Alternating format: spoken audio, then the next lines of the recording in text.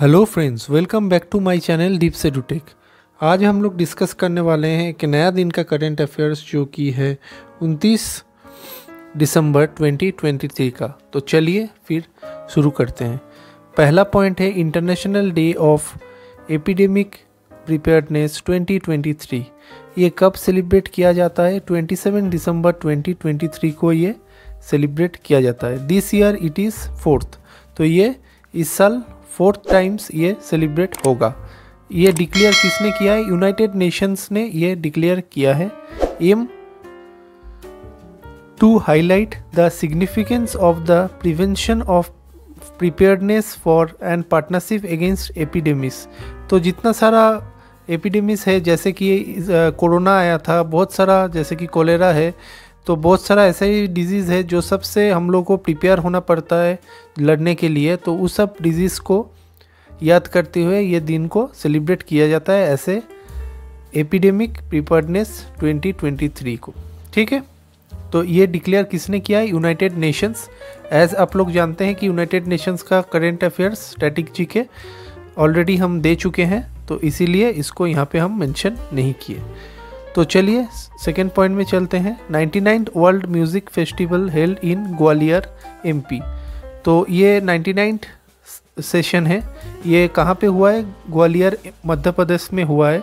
It is also known as Tansen Samaroh 2023, इसको ये नाम से भी जाना जाता है। पर्पस क्या है? This festival was organised in December every year to pay tribute to the Indian musical legend, the father of Hindustani music, Ratanu Mishra. तो इनके नाम, इनको बोला जाता था the father of Hindustani music. उनको ट्राइब्यूट देने के लिए ये 99th वर्ल्ड म्यूज़िक फेस्टिवल को सेलिब्रेट किया जाता है एंड फेमसली नोन एज, उनको ये नाम से भी जाना जाता है। ठीक है, उसके बाद है third point. ISRO releases the book of FEAST software written by finite element analysis. तो ये जो फाइनाइट एलिमेंट एनालिसिस एक अलग सा विभाग है, एक्सपर्टाइज विभाग है of VSSC, Vikram Sarabhai space centre. तो ये इसरो का ही है, तो ये अलग से विभाग है जो ये वही विभाग से ये बुक रिलीज़ किया गया है। बुक का नाम है introduction to finite elements analysis, the text book for engineering students. अब FEA मतलब क्या होता है? फाइनाइट एलिमेंट जो एनालिसिस है, इसका मतलब क्या होता है? The study of variety of structures and including rockets, aircraft, satellites and buildings. तो जितना सारा, बहुत जैसे कि आप लोग जानते हैं, बहुत तरह का स्ट्रक्चर्स होता है रॉकेट का, बहुत तरह का एयरक्राफ्ट होता है, सैटेलाइट होता है, ये सब का जो स्टडी किया जाता है विक्रम साराभाई स्पेस सेंटर में। तो इसका एक अलग सा विभाग है जिसको बोलता है फाइनाइट एलिमेंट एनालिसिस। तो उनके द्वारा ये बुक निकाला गया है। ठीक है, तो चलिए आज का 4th पॉइंट में चलते हैं।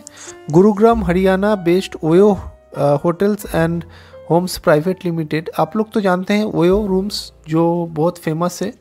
OYO rooms has partnered with Khelo India para games and दिव्यांग कला मेला to provide specialized and accessible accommodation for differently abled players across India। तो ये वो द्वारा एक अच्छा इनिशिएटिव है towards the Khelo India para games. ठीक है, उसके बाद आता है आज का 6th पॉइंट।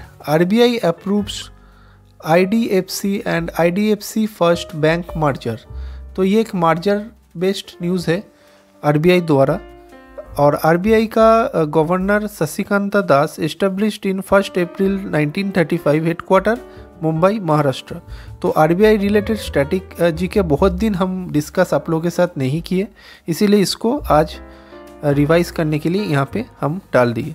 और एक नया ऐड किए जिसमें डिप्टी गवर्नर जितना सारा RBI का है उन लोगों का नाम यहाँ पे हम मेंशन किए हैं। आप लोग इसको भी नोट डाउन कर लीजिएगा। ठीक है, तो ये था इस पेज का कुछ इम्पोर्टेंट करंट अफेयर्स। तो चलिए नेक्स्ट पेज में चलते हैं। नेक्स्ट पॉइंट है SEBI extends deadline to June 2024 to add nominees in mutual funds and demat accounts. तो ये जो mutual fund and demat accounts में जो डेडलाइन है नॉमिनी को ऐड करने का ये सेबी एक्सटेंड किया है टू जून 2024। और सेबी क्या है? सेबी एक ऑर्गेनाइजेशन है जो म्यूचुअल फंड्स और शेयर मार्केट्स को होल्ड करते हैं, एक गवर्नमेंट ऑर्गेनाइजेशन है। का स्टैटिक जीके ऑलरेडी हम पिछला वीडियोस में दे चुके हैं, आप लोग जाके चेक कर सकते हैं। एम क्या है? To help the investors to secure their assets and pass them on to their legal heirs. ठीक है, लीगल हायर्स को पास करने के लिए अगर किसी को कुछ हो जाता है तो नॉमिनी ऐड करने से क्या होगा? लीगल हायर्स को ऑलरेडी उसको वो पास हो जाएगा। उसके बाद आता है आज का 8 point, open network for digital commerce ONDC and open commerce platform है। ये announce 2 separate partnerships with Google and Meta. तो गूगल अलग कंपनी है, मेटा जो कि फॉर्मली फेसबुक के नाम से जाना जाता है। तो ये जो फेसबुक है ये मेटा कंपनी बिलोंग करते हैं, जैसे कि व्हाट्सअप भी है।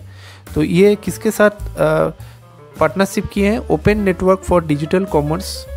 तो इसके साथ ये पार्टनरशिप ऑलरेडी कर चुके हैं। तो ये क्वेश्चन बहुत ही इम्पोर्टेंट है, इसको आप लोग ज़रूर नोट डाउन कीजिएगा। ONDC ये पहली बार हम मेंशन किए हैं यहाँ पे, इसीलिए इसका स्टैटिक जीके यहाँ पे हम मेंशन किए हैं। CEO Thampi Koshy, headquarter new Delhi India, established in 2022। उसके बाद आता है आज का 9th point, HDFC recommends reappointed of Atanu Chakraborty as chairman for 3 years। तो ये रीअपॉइंटमेंट हुआ है as a chairman for 3 years of HDFC bank. HDFC bank का थोड़ा सा स्टैटिक जीके यहाँ पे हम मेंशन किए हैं। एज आप लोग जानते हैं एक बैंक रिलेटेड करंट अफेयर है, इसलिए इसमें टैगलाइन भी होता है। CEO है शशिधर जगदीशन, हेडक्वार्टर है Mumbai Maharashtra, established in 1994। Tagline क्या है HDFC बैंक का? HDFC बैंक परिवर्तन अ स्टेप टूवर्ड्स प्रोग्रेस।